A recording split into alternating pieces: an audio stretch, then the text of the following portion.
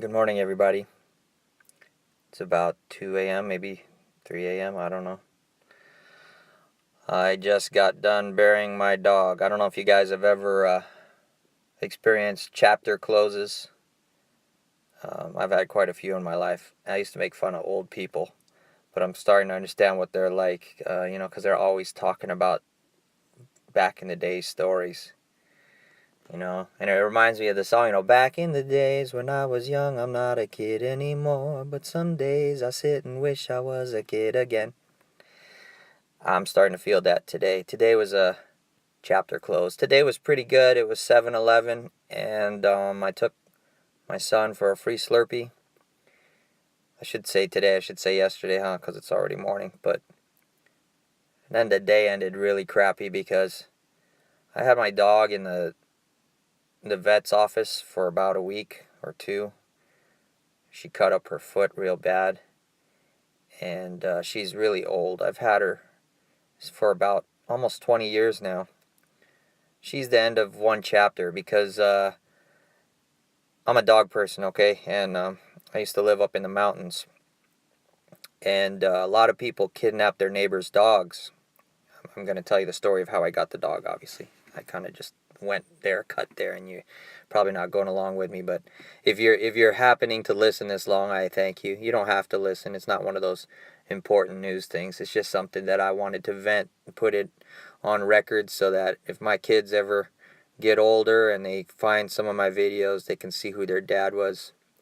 And I was a dog person. I am a dog person. I really love dogs because dogs are unique, and people who like dogs are unique people. They're honest people. Dogs are so loving and sweet. They're very honest. They're very loyal. They'll take a beating for you, and they'll still stay loyal, even if you're the one doing the beating sometimes. I mean, when I was younger, I was a wild person, so, I would spank my dogs when they do something wrong. And the dogs knew when they did something wrong, they would cower down, but then, as if nothing happened, they would come up and lick me in the face. I can't say the same for people. And let me turn on my car. I don't want my battery to die. Oh, looks like my battery died. Anyway, I'm going to do this with a flashlight because I may have just killed my battery. What a day. See, everything's dying today. So anyway, I lived up in the mountains, and people like to take neighbors' dogs and kidnap them when they're barking overnight and they got work in the morning. They get pissed off and they steal the dogs. Drive them up in the mountains and they dump them up there to die. And about 20 years ago, I found these two puppies. I named them K and 9 for K9. Both little German Shepherd puppies, German Shepherd mix. And I took care of them for a couple years, and then I started getting into real estate, and I had a business partner who was old. He was in his 60s. He was wheelchair bound. He had advanced Lou Gehrig's disease. His dad had Parkinson's. He was wheelchair bound, and his mom was really old, and they had nobody young staying with them. So I would go to visit them, and my partner and I would do real estate, and I felt their security was bad, and I needed a place for my dogs because my family didn't want dogs. And at the time, I was living in an apartment where they wouldn't allow animals, and so I brought them over to my friend's house, and I didn't get the mom spayed. Her name was Kay, and the male was 9. I didn't get Kay spayed or neutered or whatever they call it. And she got out of the yard and got pregnant. And I had all these little puppies in the yard. Sold a few of them, got rid of a couple, and I kept 4 for myself. I actually kept more than that, but they all got parvo, and a few of them died from parvo because I didn't get them vaccinated in time. And I didn't even know about parvo. I was still a young kid, and I didn't know anything about dogs. I just knew that puppies were cute until I found out they can get parvo, which is like SARS for humans. It's for puppies, and they get sick real quick, and they can die because they get dehydrated, because they vomit and they diarrhea and they lose their appetites. So anyway, I raised these 4 puppies as if they were my own. The two German Shepherd mixed dogs escaped the yard and disappeared, and I never saw them again, and so I was left with these puppies. There were four of them. There was Diamond, Panda, Magellan, and Sadie. They look like Labradors, beautiful dogs. If I have any pictures of them somewhere, I can put them up. I put them up when I had MySpace, when I first got the dogs. But I since have lost my MySpace account, so I don't have any of those pictures anymore. That was my beginning social networking, so I didn't know to back things up. But anyway, Diamond was my favorite. He died the first. As a little puppy, he was so cute. I mean, you kiss him on the nose and he hated it, so he'd go and he'd try to bite you for kissing him on the nose. And so, of course, I'd kiss him again. I loved it. I'd kiss him over and over again. He was the most mischievous dog, and then he would eventually become the best behaved because he got smart and he figured out what Daddy wanted, and he would do it. He was my favorite dog, and he died first because I moved my dogs to my brother's house, and my brother's busy, and he needs a protection because he does his politics. So I figured, he lives by himself. It's good to have dogs there. And we have rattlesnakes up there. So rattlesnakes bit him. Nobody was home to know he was there, bitten.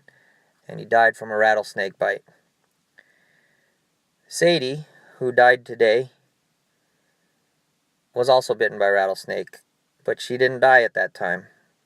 She was saved. So we took her to the hospital in time, and she got her antivenin, and her life was spared.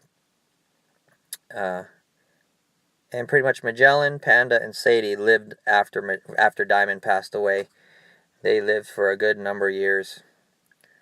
I want to say they've lived, about 15 to 17 years now. And we recently lost Magellan this beginning of this year, and Panda a couple months later. Both very old.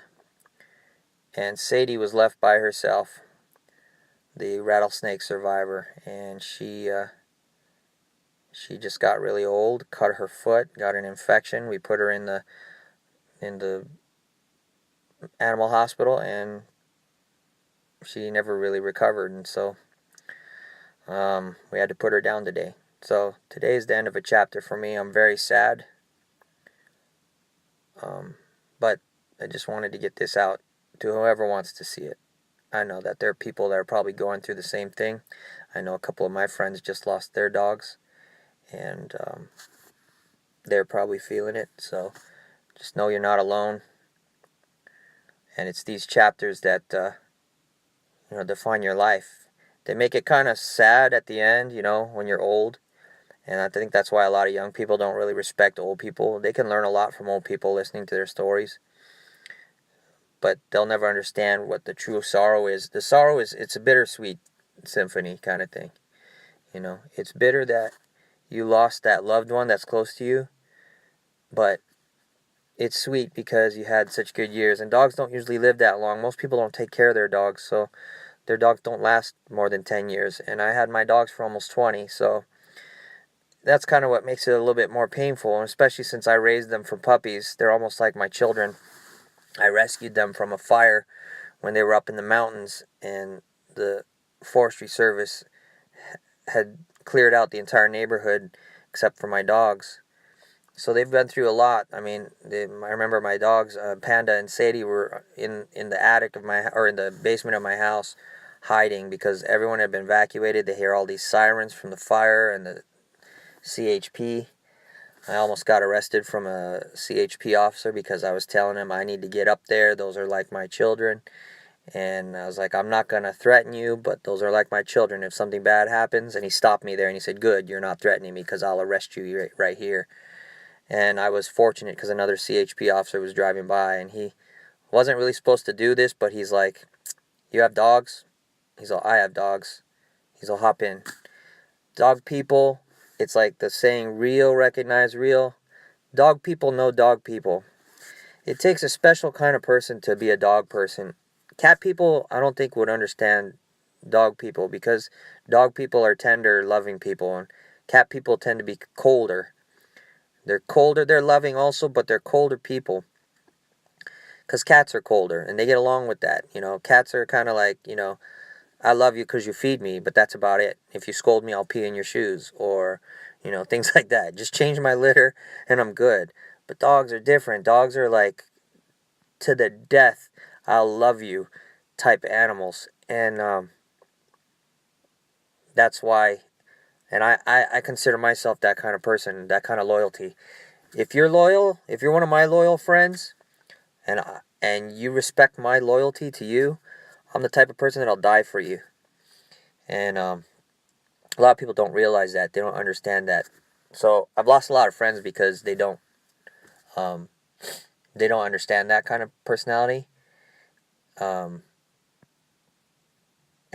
I understand that too, and I let them go. But dog people know dog people. Some of my best friends are all dog people, and so we understand each other, and we're fiercely loyal to each other. We are pack animals, and that's the way I see it. And that's the reason why most of my videos are about the pack of this country. And it's typically about sticking together and preserving what's good and what's loving about this nation, and standing up fiercely to the enemies that would do anything to harm the good people of this country. And this is why most of my videos are so passionate and oftentimes boring to most people, because most people don't take the time to learn all this stuff and see what's important about their country, because they don't care. They're cat people. As long as they get their food, they're fine. As long as they have their bed, they're happy.